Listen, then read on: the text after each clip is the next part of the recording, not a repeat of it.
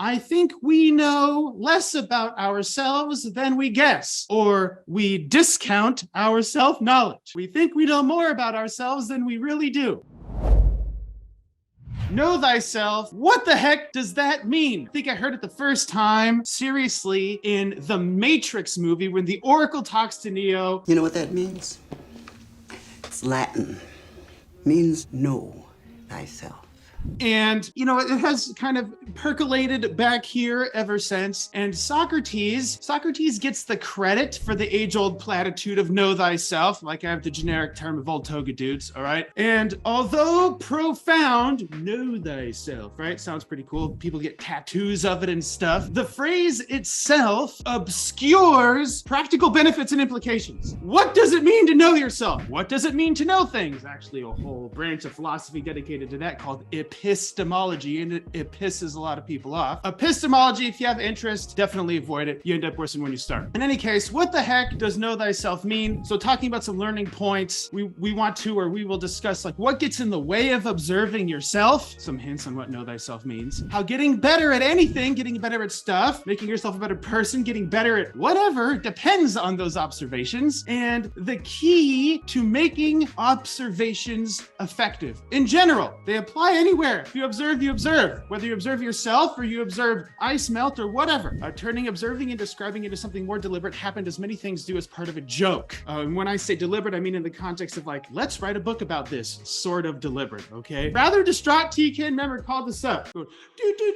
He said, Dr. Kashey, I'm freaking out, man. What am I doing with my life? We get that question a lot, although when he asked, I felt particularly feisty that day. It happens. He called us up, making it pretty obvious he wanted some down and dirty philosophical conversation about some existential crisis and the meaning of his existence. What am I doing with my life? Now, I dramatize, kind of, okay? Although, if you look back to the times of your life, you do that, like, kind of dramatic. So in a rather feisty mood, and instead of answering the question or having the down and dirty philosophical conversation, I just opted to help him solve the existential crisis instead of talk about it. So I replied, well, strap a GoPro to yourself a few days and find out. And he did. And he saw exactly what he did with his life. So let that set the tone of like, we really go out into the weeds and in the clouds and I'm like, what am I doing? Well, have you looked? Let's start looking, okay? So in fact, a great majority of humans think they know themselves. I am me. Who else can I be? A great majority of humans also have tons of problems they could have prevented if they knew themselves well enough and could solve or have a lot of solvable problems or could solve a lot of the problems they do have if they knew themselves better. So knowledge, especially knowing yourself, has different explanations depending on the sort of egghead you talk to. And this egghead, particularly shiny egghead, throws his hat in the ring. So know thyself, what the heck does that mean? And today we take a crack at what the heck that means. It means observing what you do. It means describing when you do it. And it means explaining why you do it. This, I will throw myself under the bus so you can blame me. I define self-knowledge in this way. I see myself doing stuff. I know when I do it, and I know why I do the stuff I do in the times and situations and context I do it. We will use this as our operational definition of self-knowledge. What you do, or what I do, when I do it, and why I do it. If you know those three things, you know yourself. Observations lead to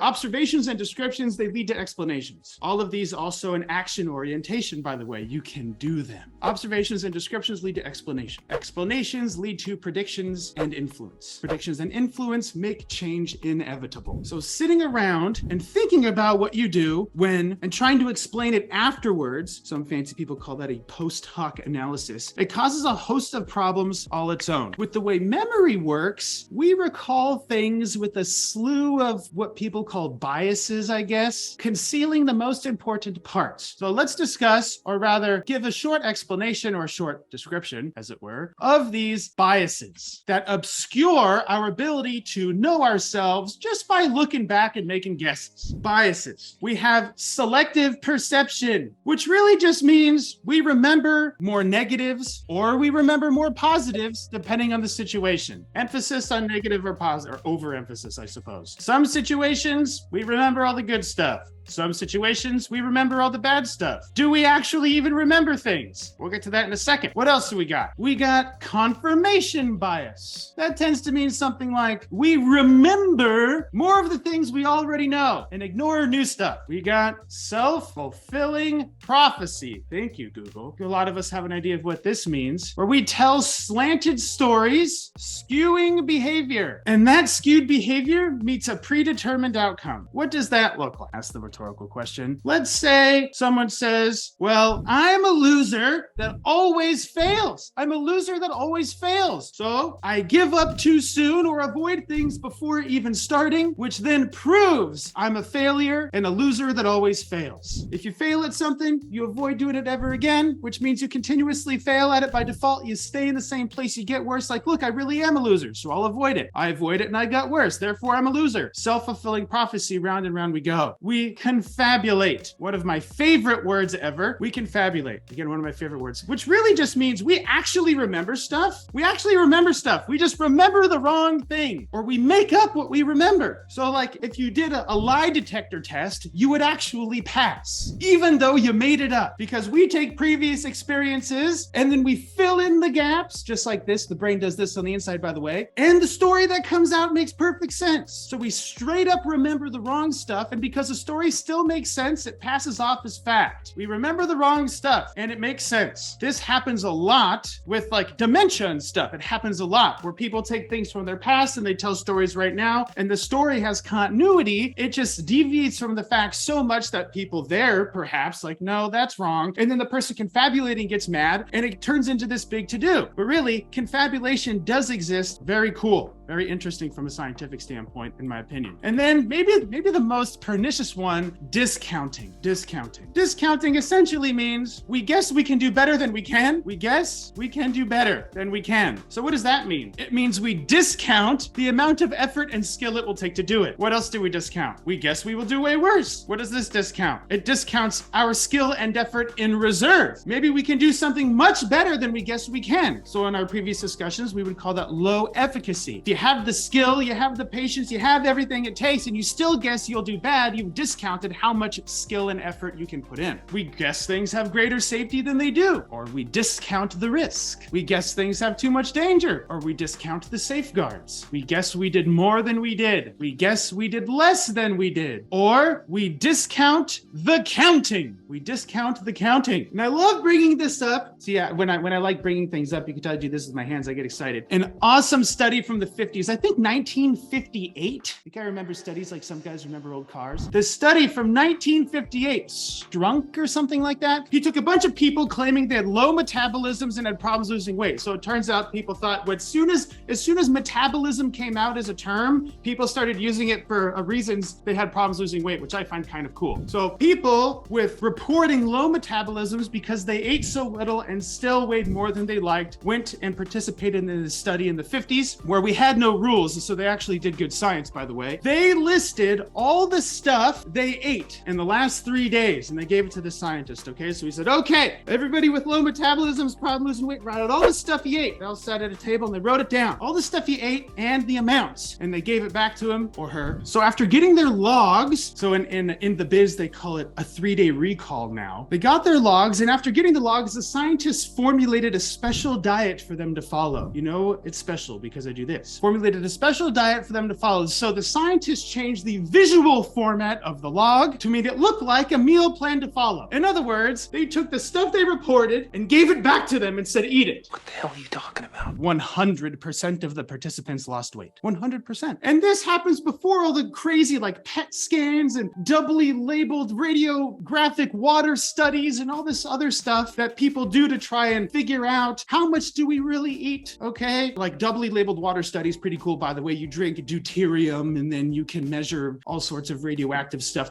because of how metabolism works, etc. 100% of the people lost weight by eating what they reported they ate. Pretty cool. So to sum it all up, our humans' casual assessments suck. They suck. They do well enough to get us through the day to day. They do, because they have. They also prevent us from getting any better. We come to the wrong conclusions about what we do, when we do it, and why we do it. In other words, I think we know less about ourselves than we guess, or we discount our self self-knowledge. We think we know more about ourselves than we really do. If we think we know ourselves but have problems we could have prevented by knowing ourselves, or if we think we know ourselves but have problems that we could solve if we knew ourselves, then at the very least we could know ourselves better. At the very least we could know ourselves better. So what we believe, to wrap this sort of thing up a little bit, I understand that what we believe and what happens, they differ from each other 100% of the time. We would have to know everything that led up to an event and everything about the events itself for our beliefs to fit the facts. Good luck. Now, although from a species-wide perspective, it helps humans more than it hurts them, right? These sort of memory biases, etc. I take the position because of behavioral selection processes that humans got this far because of these things. Humans as a species. I also take the position that on an individual level, it causes some problems. Consider terms like self-awareness, self-efficacy, self-control, self-discipline. Does anybody know the biggest barrier to achieving these things? The self part. The self part. The self consists of all the stuff we do. Back to our epic Socratic philosophy discussion. The self.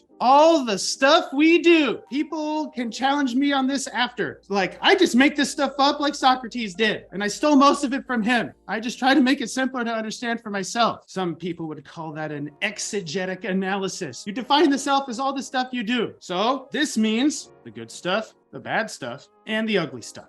The self. All the stuffs, which then we can loop back with our syllogism. Knowing the self means knowing all of the stuff at all the times and all the places for all the reasons. Pretty simple. And I actually mean that seriously rather than, sarcastic, like pretty simple. Just know all the stuff at all the times and then you know yourself. So does that mean you will ever actually know yourself all the way? No, ridiculous. You can know yourself well enough to make your life better though. Okay, so even though what we see will always deviate from the facts, and I consider that factual rather than a dramatization because I call out always. What we see will always deviate from the facts, in some way at least. It means knowing thyself takes striving to see the areas we want to change with as much accuracy as we can manage. If we overlook, ignore, avoid, or cover up those things, then they will stay the same and get worse. To solve a problem, develop a skill, to get better, you start by attending to it. And in today's language, attending to it means paying attention. That means paying attention, which raises the next question. Okay, how do you pay attention to stuff? A reasonable question. Let's put this to the test. Make an observation. Ask questions. Answer it in a way you can test. Run your tests. Make new observations. Now, I get emotional about this because it means a lot to me.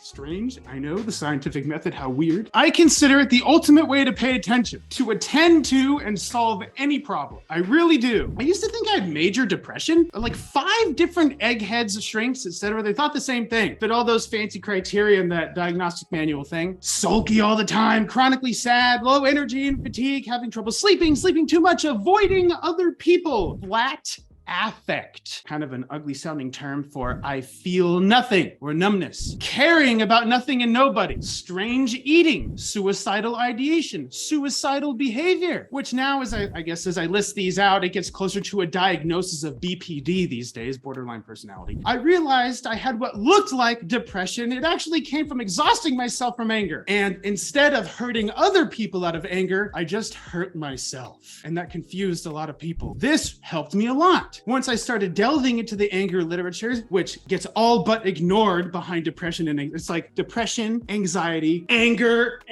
only for criminals. Criminals have nothing wrong with their brains. They just act bad. So what happened next? I had something to work with and work toward. This observing leads to questions. The questions lead to testing. The testing leads to data. And the data leads to more effective observations, which clear the path to change. That feedback gives you an idea of what to do and when. And after many years, the data accumulation came down to this simple acronym, one that we can all remember. The ultimate method of paying attention, the scientific method, now comes down to the ultimate way of using the ultimate method of paying attention, which came to me actually just a couple of months ago. And I've only revealed it a couple of times, and now I feel pretty excited to really show you. Simple. We all know NASA, the people that own space. They own space, so they're very important. This I use as an acronym of how to employ the scientific method in a practical way. It stands for now, accurate, simple, and accessible. Now, accurate, simple, and accessible. So when we say observing yourself, know thyself, which means observing the good, the bad, and the ugly, and all the context and all the reasons. How do you do that? Well, you invoke the power of NASA.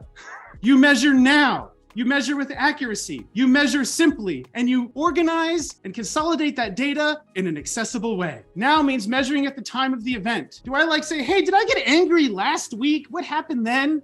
No, if I get angry, I go, oh, I feel angry right now. Note the time in this situation, which sounds ridiculous, way less ridiculous than killing yourself or other people, by the way, and way less ridiculous than destroying a whole dessert cart, or watching an entire Netflix series starting at 12 a.m., or screaming at your kids, or any of the other silly things that we do that we could prevent if we knew ourselves better, okay? Measure with accuracy. The measurements fit the facts. Now, will we get 100% every time? No, ridiculous. We can still strive for this. The measurements fit the facts. We measure in a simple way. You can integrate the measurement system into your daily routine. You can do it every day, which means that, well, if you have it simple enough, you can do it now. You can do it at the time it matters if you have it simple enough. And if you have it accurate enough, then you have good enough observations. So this all integrates very nicely. If you have it accurate enough, then you make it accessible on top of other logistical methods, which we'll talk about in a second, which really just means you have the data store and organize data to make it understandable in a flash, like a graph that you can look at and go, oh, I know exactly what that means. Even though this graph represents 6 months of my life doing this thing, I can look at it and know exactly what happened. Pretty cool to a dork like me anyway. So in a meta sort of way, it means that we end up using the scientific method to get better at the scientific method. You get disciplined by acting disciplined. You do better by getting better. This whole tautological thing, even though it sounds silly, really, what else do? You get better by getting better. How do you get better? You invoke the power of NASA. You do it now, accurately, simply, and in an accessible way. You can apply this in a lot of different places. Having a few people ask about the sort of stuff I do, I get the do you practice what you preach? It's sort of a thing. And the vast majority of the time, I could do better. So I started a little project to show okay, yeah, I do as best I can, even though I can do better, and your best can get better, by the way. You can do good enough and you can get better, and you can do your best and you can make your best better. All these things possible if you know yourself. I do as best I can to practice what I preach, that I have just as difficult a time as anyone else. I just make it look easier because I made a deliberate effort to get better at it. And 3, I wanted to present some real-time proof, hot off the press, that with a concentrated effort, somebody can change. So I have this fun graph. Okay, see this graph that starts up and goes down? How do we know that? Because it starts higher and goes lower, organized and accessible. This graph represents the amount of times that I swear in a day. I tracked my swearing. I made an observation. I asked questions. I answered the questions in the way I could test. I ran tests and I made new observations. So I observed that when I get stressed out, see this thing up here? It's literally off the chart. I had a bad day, like all the other humans. And I saw that when I get stressed out, I swear. I swear anyway, or did, or do, daily for 20 plus years now. For a variety of reasons, I do notice that my quantity of swearing has a direct correlation with what I consider my stress levels. This, which I mark here in a simple and accessible way, upsetting event.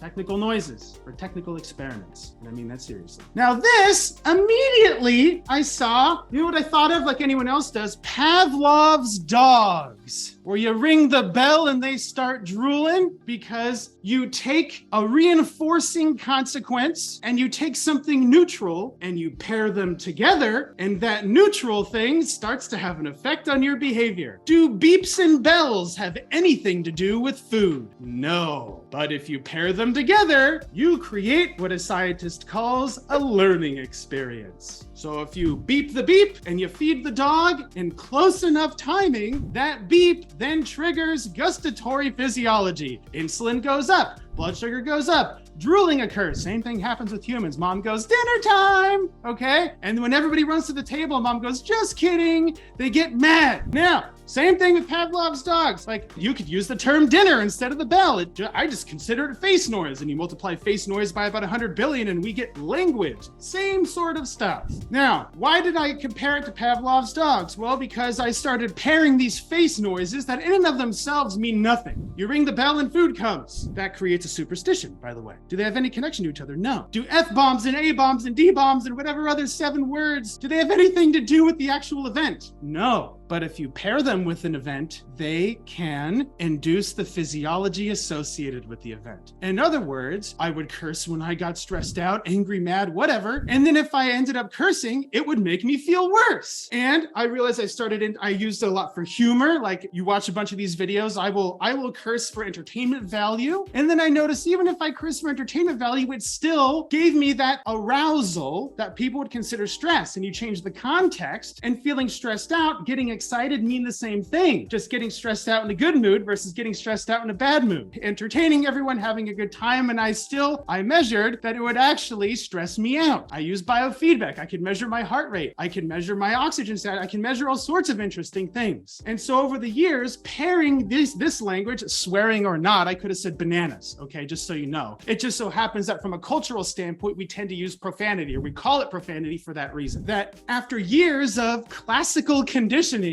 of pairing these face noises with these events, the face noises induced the physiology the event caused. I also like to tell the story, if I hold up a head of broccoli and repeatedly punch you in the face, what happens? You hate broccoli. You would walk into a store, see a head of broccoli, and your heart rate would skyrocket. Same sort of thing. So I asked the question too, if I swear less, do I stress less? How do I track that? Can I really track that in a No, actually. What can I track though? I can track the amount of times I swear. I can at least track the noises coming out of my face for once in my life. A great way to know yourself. What face noises do you make? So I started tracking the noises coming out of my face. Well, how can I track this in an accurate and simple way? Turns out I keep a stash of these counting apparatus with me. I press the button and the number goes up. I press the button once and the number goes up one time. Pretty accurate. Okay. I kept it in my pocket. And when I cursed, I would grab my pocket and click it. And at the end of the day, right before bed, I would note the number and I would mark it on my chart. And after delving through some of this research, by the way, marking it with pen and paper on an actual chart has greater reinforcing value than using a digital method, by the way. Reinforcing just means it raises the probability you'll do it again, in which case, when I actually could color in, I did less. I went, woohoo, which you can do externally, by the way. It also works better than like punching a number on a 9 key and having it show up on Excel. This actually has a larger effect on behavior. I made this graph versus Excel made this graph. Hopefully that makes sense, okay? And then I noticed as the days went on, I started swearing less. Did I make a concerted effort to swear less? Actually, no. I just tracked it. Now, talking about observer effects and all that stuff, we can talk about some other time. Really, after noticing this, that when I get stressed out, I curse. And when I curse, I get stressed out. That gave me the knowing myself that it took. Like, I already knew that. We already know that when I get frustrated, I curse, whatever. Having this, oh man, that felt like it looked.